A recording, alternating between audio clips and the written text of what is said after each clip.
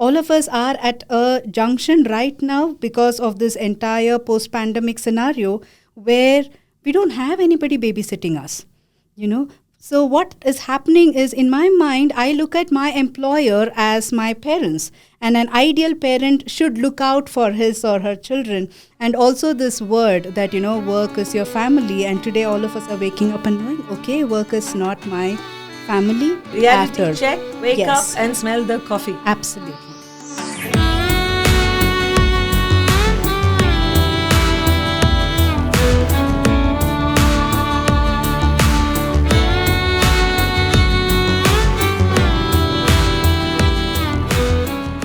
I think one of the words that has been really gaining currency, or we hear it a lot more after the pandemic, is this layoffs, Sunita.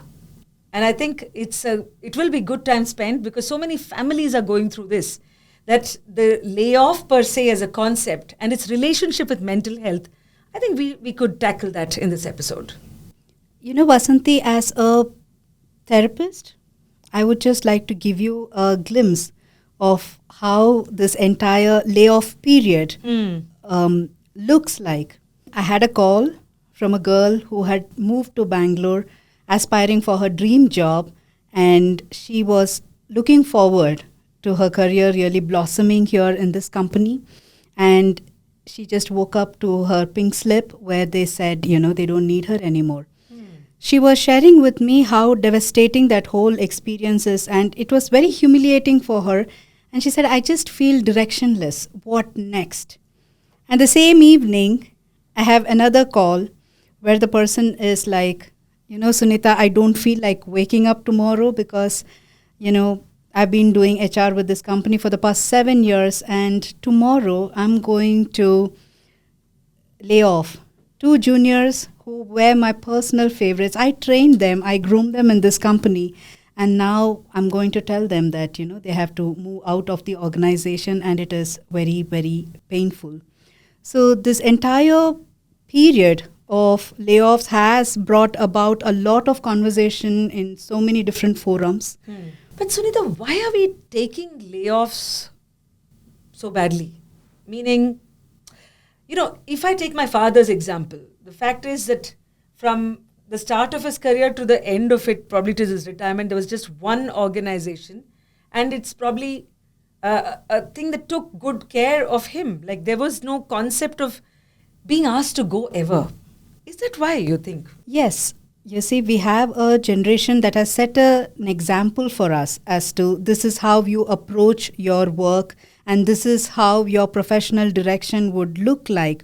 And now with the entire technology and everything coming into place, we are in a phase of accelerated change. You cannot really predict how the markets behave. We do not know where the economics would end. We're all happy when it is booming. And then, you also have the other side of the coin. I think all of us are going through this dark phase with this word or this period post-pandemic is also because we are used to babysitting. We are used to being told what has to be done. We are used to waiting for someone coming from out there and then, helping us make our complicated decisions in our life.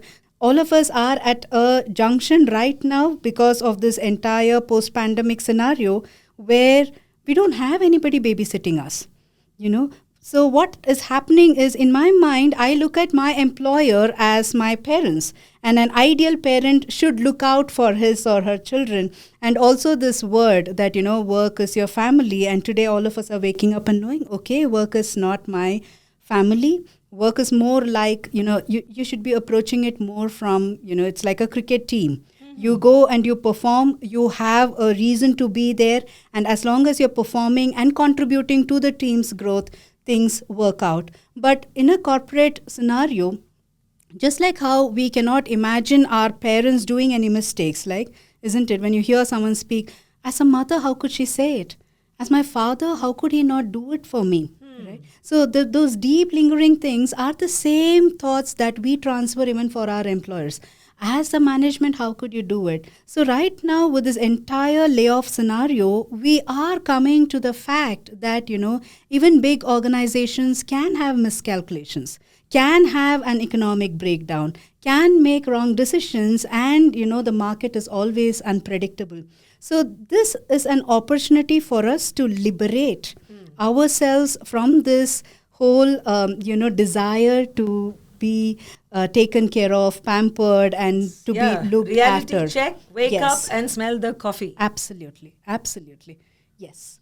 I think one of the things that need to be corrected in our own minds, as you were saying, that is things can get ruthless. As in, you have this reality, accept it, then probably you're better off. Yes, you have no other choice. The sooner you accept it, the better and faster you can get back to being functional. That is where mental health really comes into picture. How the shock is affecting you and how you're able to kind of bounce back. So, Vasanthi, have you had experiences like this in your career, something to do with layoff and... Yeah, well, there have been twists and turns and some more twists. And especially when it wasn't really called a layoff back in the day, as I remember, but I definitely went through it. Now that, if you really tick some boxes, said, oh yeah, what I went through was a layoff, wasn't it? Because the only saving grace, and this was the early 2000s, Sunita, when the Y2K and it was a turn of the millennium, and probably we were entering what looked like a dazzling economy. I mean, yes. from a very homely kind of organization. I remember that the newspaper that I worked for didn't even have the word HR. It was just like, okay, everybody, it's a nice kind of happy family. And then I moved into something which was a .com. Remember that whole .com? Oh, yes. And we had, very snazzy offices. We could get our own coffee and not tell the attendant, and who would probably surface if he's in a good mood. You just went to the machine, got your coffee, and things looked so rosy. And suddenly I realized, okay, you're calling your so-called boss by his first name. There was no sirring and ma'aming kind of thing. And everything looked pretty rosy until one fine day when, forget about the rosy job, there was no job. The company shut shop. Then you knew where all that paisa was going. All the very lovely, fancy couches and the cutlery. Because the business model, we were told, was, it had just gone boom. The only thing that made it feel better was that it was not just one person, it was the entire workforce. We just entered the office and then we saw a very impersonal bulletin board saying that dash is having to shut down management. Apologies. Oh my God. Okay. Yeah. However, coming to the next part of your question, which is that how did I, let's say... what was your biggest takeaway from that event? The biggest takeaway is that a layoff or a work disruption is your best prescription for a pivot in your life. Wow. It can be a turning point. Because in my case, it certainly was. After that day, when we couldn't go back to that very fancy office, I said, okay, what do I do? And then I enrolled into a theatre class. Okay. Yeah. My mother, of course, said, do you have to really pay to do drama? I thought you were a drama queen yourself. And then those new skill sets somewhere came in handy. And one fine day I was invited to a radio station as a guest to speak about press freedom because, essentially all the journalism until that far. And then someone realized that I have a voice for radio. I was told that, Vasanthi, you're so radiogenic. I'm like, okay, I'd heard of Radiogenic. Yeah. Wow. Yeah, like you photogenic. Yeah, you may look, however, but in front of the camera, you look nice. So your voice might be, however, but once you speak into the mic, your voice sounds suddenly magical. Radiogenic. You're radiogenic. And this I wouldn't have known had I not lost my job had I not been laid off. So true. And that became the starting point for me for venturing and making foray into a field which I didn't even know existed, nor was it on my radar. So radio happened, TV happened, documentaries happened, and well, here I am speaking to you on this podcast. And so I have that layoff to thank. I think that is such a strong testimony for anyone who is listening today because they can take an insight or two from what you just shared. Yeah. I would really, people will laugh if you say, okay, so are you kind of recommending a layoff for a career change or something new in life? I guess each one has different takeaways. I have a friend, Sunita, who I met in Delhi a few days back, and that friend said that his wife lost her job, but she could use the time to care for her mother, for whom she had not had found the time that far. So I think layoff can be terrible as well. I'm not trying to kind of airbrush it and say that, okay, this is what we recommend for you. However, if you are in a position where you have been let go, then probably the idea is to not take it personally and let that be a sort of a reboot of your whole system of upskilling. Right. The person who's going through this has other emotional baggage, which of course you have laid out a bit, and we shall discuss this more. But one person I think could join us on a call at this point. We have Partho Ganguly with us, who has been in the HR industry for 40 years now and went on to co-found in 2016 the Global Workforce Management Forum. Partho, that's a lot of years in the HR industry. Welcome to the show. Thanks a lot. Thanks a lot for calling me. So, as someone who has seen the industry for so long, would you describe to us the evolution of layoffs per se? So, because that's the topic we're focusing on. The first encounter with layoffs was back in 2000, year 2000, when the dot-com burst happened. Those days, companies did not care to announce a layoff. They would just fire saying, citing productivity issues. Okay. People en masse were fired, just like that. Today, after say about 20, 23 years, companies are now very, very sensitive in terms of how they handle layoffs, in terms of how they announce layoffs, and also in terms of hiring people affected by layoffs. Right. Now, there is a reason why companies do not mind hiring people who have been laid off. Because first and the foremost, laid off employees available fastest. Right. Yeah, quickest.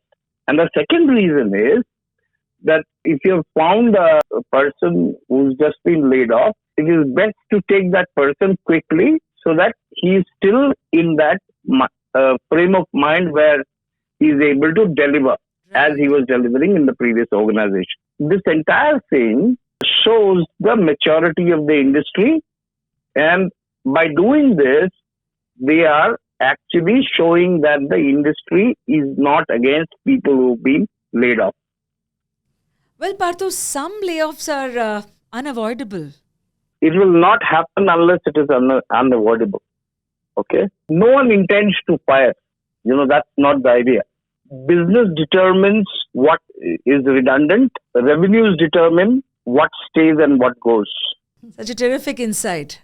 During the pandemic, something happened which is called the Great Resignation. Now, people were resigning en masse and shopping around for jobs. Okay, so a guy would actually end up having 3 or 4 offers from multiple companies. And they would get into a position of power where they would demand maybe about 80-90% higher than the previous package that they were getting, even 100%. Companies did not have an option. If they had a skill shortage, they had to hire. So the salary bills shot through the roof.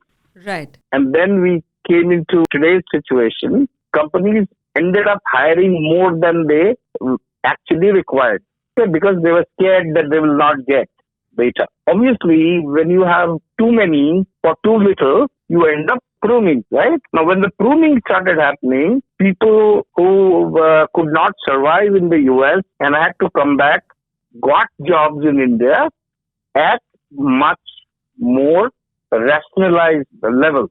So the industry has gone through a correction. Yes. Salaries have gone through a correction. A layoff is no longer seen as a feedback on your merit or lack of it. Like the fact that you have been laid off doesn't mean that you were a bad employee. It doesn't at all. It is basically redundancy in terms of the number of people that the company would have in a particular skill area. Which essentially means that the stigma around layoffs is either kind of on its way out, or would you really say it's gone away, or in some form? No, it's on the way out, I would rather say. So that would be different with, let's say, older people versus younger people? There's this gig economy that is developed. For younger people, gig work is available, which a senior guy may not be able to get in so much of volumes. This was really helpful. Thank you, Partho, for joining us on this My show. pleasure. My pleasure. Thank you. That was a very good discussion, especially when he mentioned that, business decides who you get in, and revenue decides, your next course of action and who leaves. I think it was profound. Thank you for watching this episode of the Emotional First Aid Show. If you like what you heard, do subscribe and write in with your comments and suggestions. Thanks again for watching.